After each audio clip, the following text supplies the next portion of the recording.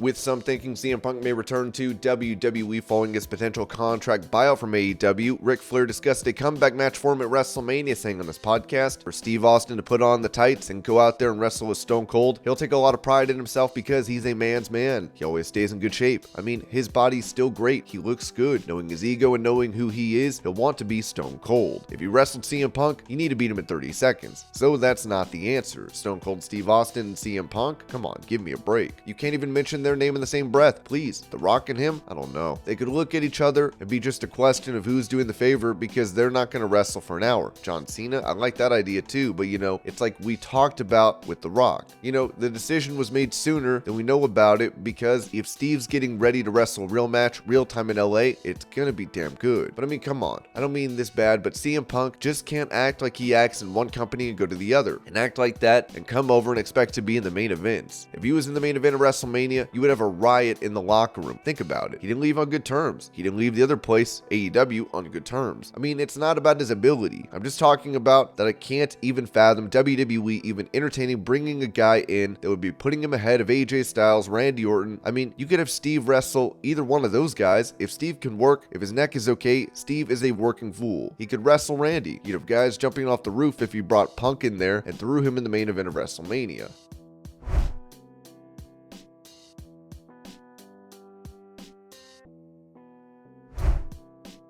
Speaking about her husband's recovery, Brandy Rhodes told Steve Fall of 10 Count that Cody is focused on making his return to WWE. He needs to wrestle. It's in his blood. It's part of his makeup. But now he's been great through all of this. All the work that he's been doing to get back has been really good. I went with him to his physical therapist yesterday to finally see, because he's been ragging on me the entire time. You haven't come. You haven't come. You have to come. So I'm like, okay, I'm coming to see. I was really just impressed with how he looks now. He doesn't look like anything happened, which is crazy because he had major surgery. So he looks like the same Cody to me. The muscle mass is all there, he looks ready to me, but I'm not a doctor.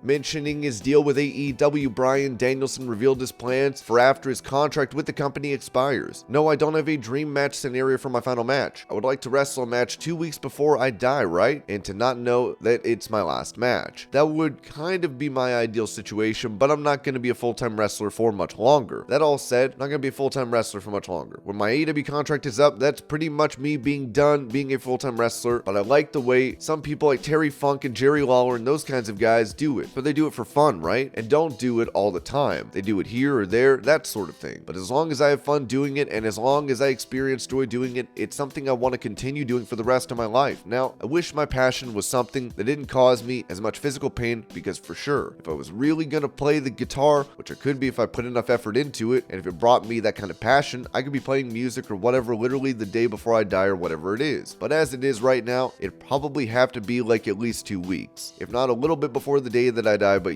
one of the things that was really brought to my attention when I was forced to retire was that you never know when your last match is gonna be. The last match that I had before was forced to retire. I didn't know that was gonna be my last match, right? And then it was, and I didn't know it was gonna be my last match until 2 months later when they were like, okay, yeah, I don't think we're gonna let you come back. And then it turned out to not be my last match. So I went for years thinking that was gonna be my last match, and then it wasn't, and so, but just to be grateful. And then you can even extrapolate that too. You don't know when the last time you're gonna see your kids is. I saw my kids on Tuesday, and there's a chance if something happens to me, I may never see them again, right? And all that does, rather than be morbid about it, to not take things for granted. But every time that I get a chance to wrestle, it's beautiful. And every time that I get to wake up with my kids and make them breakfast and put them to bed at night is beautiful too. And you can even extrapolate that to each individual breath in its own way is beautiful and different. I don't have any vision of what I want my last match to be. I certainly don't envision it being some epic match that everybody talks about. In my mind, it would be a match that I would just be doing at some local indie in front of 300 people that are just like, okay, I'm just going out and having some fun, and it just turns out to be my last match. So that's kind of how I envision it.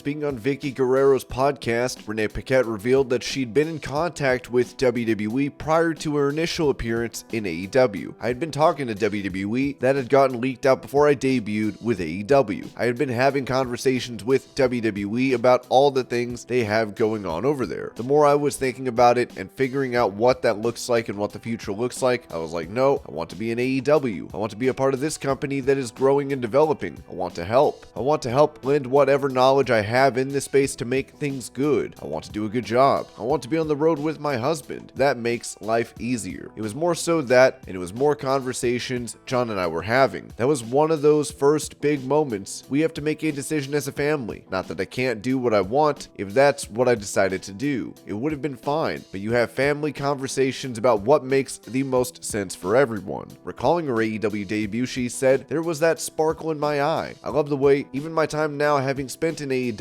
and being able to work there, I love being able to collaborate with people. I love doing the backstage segments and talking to Sanjay, talking to different talent, talking to Don Callis. It's fun. It's fun trying to figure out what those things are rather than just being handed a piece of paper and go and do that. That's fine too. I enjoyed that for many years, but it's fun being able to do it this way."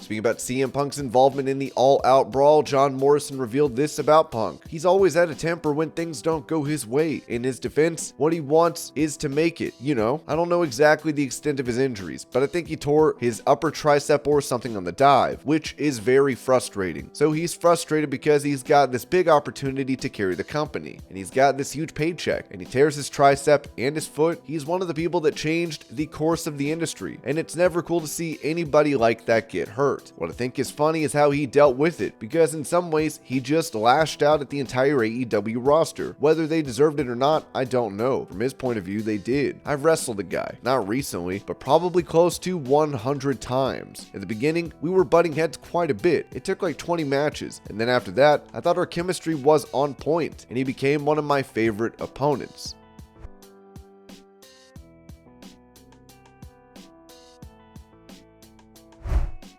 When it comes to her plans to wrestle again, as her husband is now a part of WWE, Brandi Rhodes told the 10 Count podcast, "I'm the one that's very big in the family on not saying absolutes. As we know, my husband likes to say absolutes and then life happens. I'm not going to say absolutes, but I will say right now, it's not in my plan. I kind of did myself a good service in taking a beat. My number one priority when everything happened and we left AEW, my number one priority was making sure my husband's dream was realized. It's been a dream in the making for him since he was 4 years old. It's a good thing that we pressed forward and got to see this through. I was always on the back burner and working on other things. I got shot of Brandi in the ether. I started doing this podcast. I have other things cooking in the non-wrestling world. In that period of time, I got to spend a lot of time with my daughter. I got to watch her develop in these unexpected ways and find these different things that she is thriving at and liking. I want to be a part of that. When I look at life in wrestling, there is the inevitable travel, and it's the choice you have to make that you travel with your child or not. If I were to travel with my child, I'm taking her away from some environments she's used to. I won't say no, it's not going to happen, but I will say right now, it's not front of my mind for me."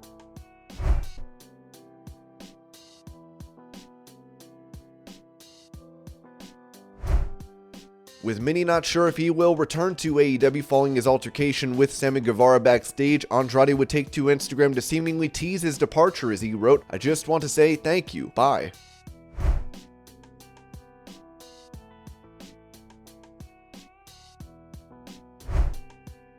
Talking about their previous 2-month suspension from AEW, EVPs of the company, the Young Bucks said on their YouTube show, "We're officially back. We, however, have been technically backstage for a few weeks. Now we've been on screen, we're wrestled, we're back, being the Elite is back. Everything is back to reality. It didn't feel like we were officially back until Full Gear. We were around for 4 weeks, but it didn't feel like it. There was something missing. That something missing was us performing live. We did that, we scratched that itch. We're back. I've had anxiety thinking about it, didn't know if I could still perform at a a high level. I was waking up in cold sweats. I haven't been sleeping. People don't understand because we haven't been able to talk about it. This has been 2 of the hardest months of my life. I know for you, Nick, too. Here we are. We got through it. You just never know what's going to happen until you do it. To hear the support and hear and see how happy a lot of people were to see us, that meant the world to us and Kenny. It felt good. We're going through the healing process right now. Last night at Full Gear was a big step to get there. I feel good. We got to come out to a song we grew up listening to with our dad, a song we almost didn't get. We didn't get it until the 11th hour. That was stressful. Getting that, it was the night before. We finally knew. Collectively, it was a crazy time. Now that it's the end, I can almost sigh relief at this point.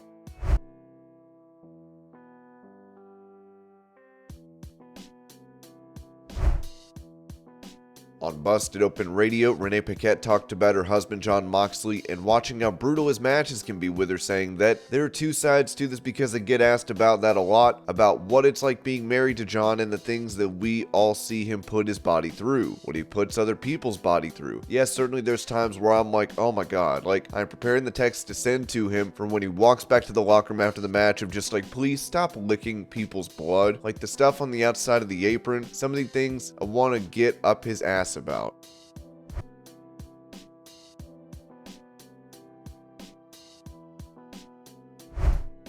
Talking once again about reuniting the Hurt Business, Bobby Lashley recently told this to WMBD about getting the group back together under Triple H. I hear it all the time, and it was a very cool time of wrestling, and we're fighting for it. We're fighting for it, trust me. Hopefully, sometime you'll see it back together.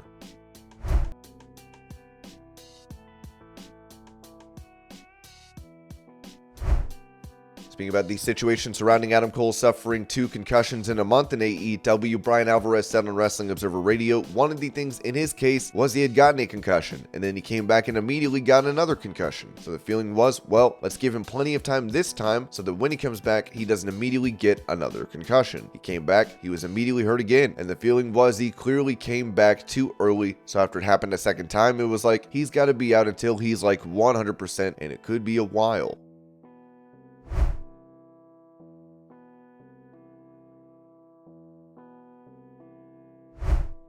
Also on Wrestling Observer Radio, Dave Meltzer talked about AEW President Tony Khan recently claiming that CM Punk never asked him to move Colt Cabana to Ring of Honor. The whole Cabana thing, I keep getting stuff from talents in AEW about this. Ever since Saturday, I've gotten a lot, and put it this way, there's a lot of talent that is very convinced of one thing. Obviously CM Punk is, and he's always been, very adamant that he had nothing to do with it. Tony said that Punk had nothing to do with it. This was back in August. So that story is not going to change publicly one way or the other, but I'm just saying that the skepticism, and it's vehement from a lot of people as far as the skepticism of that story. So it's not like that thing has been settled in the eyes of, I can't say all the talent, but a lot of the talent. Even today, I just got something that was like, can't you just see? Isn't it obvious? It's not like they're speculating. They believe that they know the story. That's basically that. I'm sure that one will never go away.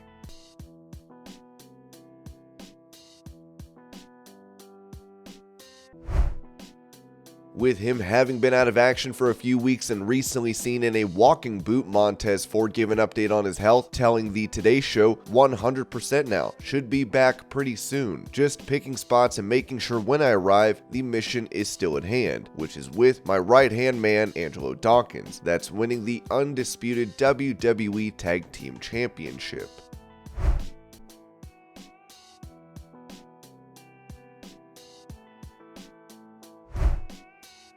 Touching on Braun Strowman calling out flippy floppy wrestlers on Twitter after his match at Crown Jewel, Baron Corbin said on After the Bell, I think yeah, do you, but whatever it is, stand behind it. If you cower and back down after, then you didn't really mean it. You were doing it for clout, doing it for show, doing it for social media. I don't do anything for social media, and I also don't go out and label myself whatever it is. If you're gonna go out and tweet, I'm the greatest big man this business has ever seen, if you're saying it and you're the one that's having to put the title, nobody else is saying it about you, then you're full of crap. And so if you're gonna go out there and you're gonna bash little guys, look, I have some respect for guys like Rey Mysterio, who have done unbelievable things at his size and his stature, and he is iconic. And there will be a lot of people that will come along in the future that will get compared to him and want to be him, but there will never be another Rey Mysterio. There is a place for those guys like we talked about. It may not be the main event, but there is a place for them. So if you're gonna go out on social media media and say those things, and the minute people start firing back at you, you back down or you cower away or you try to say it was a joke, that's when I get irritated. Stand behind what you say. Be a man and back it up. And also for me, I'm going out there for 10 years now. I've irritated people and not cared how they felt. My job is not to make anybody who watches what I do happy. That is not my job. For right now, Braun, that is his job. His job is to go out, get people excited. He's on that side of the fence. He's a good guy, if you will. And so to go out and do that, I don't understand it, but I think that you should take pride in being a big man and putting on a show like that. But the minute you have to tell people how good you are and make up your own star rating, I'm out.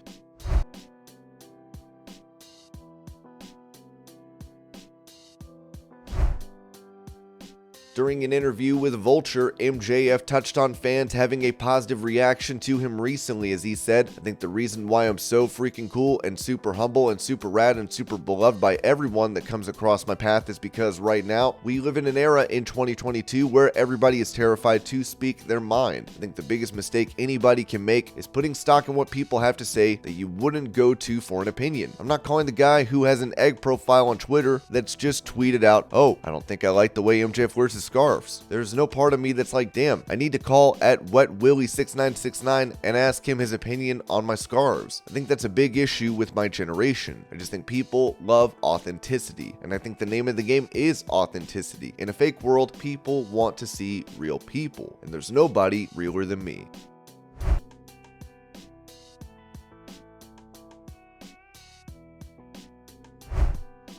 Speaking to Wrestle Binge, former AEW star Timon Vanish touched on being warned about Jon Moxley, saying that, according to QT Marshall, I overstayed my welcome in AEW. In fact, I remember him saying, "Hey, Moxley is an asshole when he gets drunk," and Moxley spoke to me for 5 minutes. It all sounds very bizarre, and I had enough. Professional wrestling is all I ever wanted.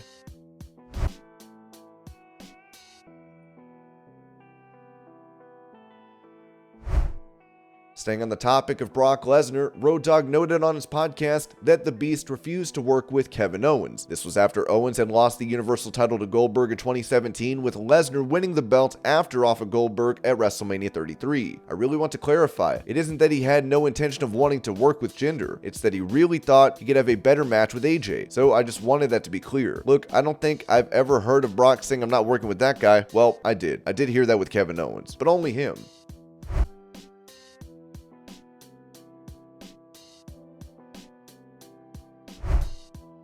When it comes to The Rock potentially returning to WWE for the Royal Rumble event, Ringside News wrote that the road to WrestleMania has a lot of people excited, so there are a lot of rumors going around about The Rock right now. As of this writing, we can confirm that The Rock will not be at the Royal Rumble next year.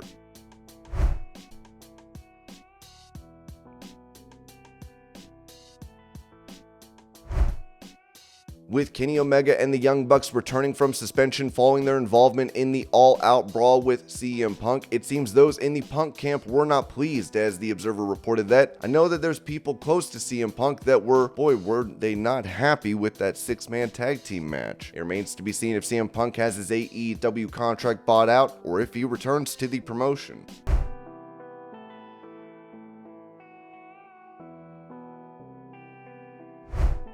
Touching on his time managing CM Punk in WWE, Paul Heyman recalled how he was on the wrong end of backstage heat, saying to Inside the Ropes, "We had a situation in Chicago where Punk had walked out. We were heading into WrestleMania, and the audience in Chicago is going to hijack the show, and they're going to chant CM Punk for 3 hours. Everybody had to settle with it. The audience is going to take over the show, and there's not a thing we can do about it." And because it's always easy to blame the Jew boy from New York, Vince McMahon looks over me and says, "See the trouble your friend causes?" So I went out into this passionate, angry Chicago crowd, pissed off that their hero was no longer in the company, and I lured them in.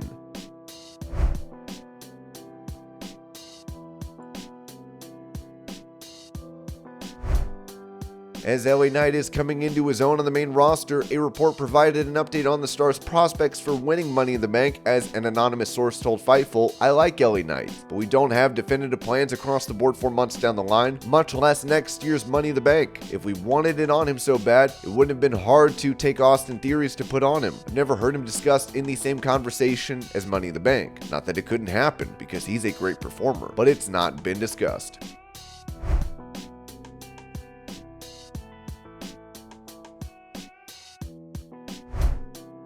Clarifying how she got cleared to return for in-ring competition, Saraya explained on the AEW Unrestricted podcast that, "I feel I have to clear this up because I feel like the internet just creates their own stories about how I was cleared and who cleared me. So people think I went to multiple doctors. I didn't. I went to one doctor. You know, AEW doctors, Dr. Sampson and also Tony Khan, they were like, we can't let you wrestle until we know you are 1,000% cleared. They did it the right way." She would also add that she wants to get her family on AEW's UK event, saying, "I would love, since I have a family of wrestlers, please, we have to get my brother Zach. Zach has never made it and it's so frustrating. He's tried so hard. We need to get him on an AEW Dark show or something like that so we can showcase him. He just did New Japan. People loved him. They're bringing him back again. He got such a great reaction when he walked out. People didn't know who he was at first, and then they said Zach Zodiac, and everyone was like, yes, it gave me chills. I would love for my brother to eventually be in AEW and my nephew, Ricky Knight Jr., my nephew Patrick. A whole family thing. Going over to the UK, I'm like, yes, I will plug them and try to get them on the Dark show."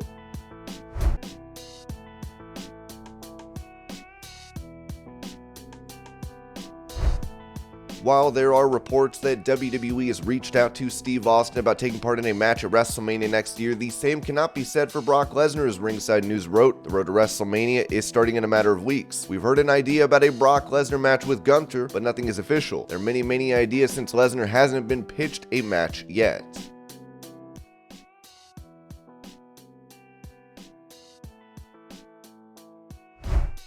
Giving an update on his injury from Crown Jewel, Logan Paul revealed during his vlog that, as he first read, "You have a significant tear of the MCL. You have what we call a grade 3, which is almost a complete tear of the MCL. We're going to treat this with a brace and rehab. It's going to take a minimum of 6 weeks for this to heal fully. I've been soaking my knee in rice. It's working. I've been going to physical therapy every day and sports rehab. It's been great thus far. As of now, it looks like I'll be back to WWE sometime in."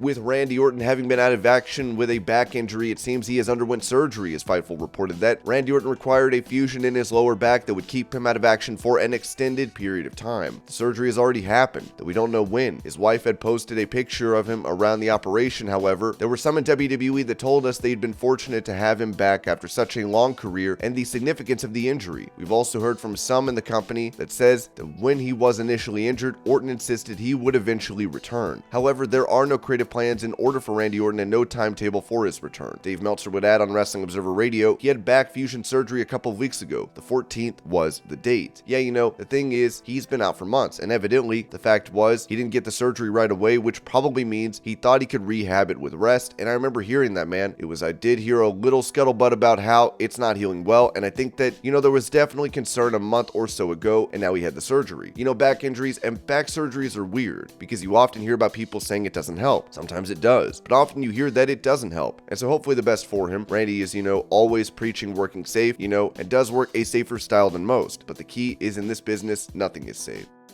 And this was your pro wrestling news update. I hope you're all having a great day. Thank you so much for watching, and I'll see y'all later.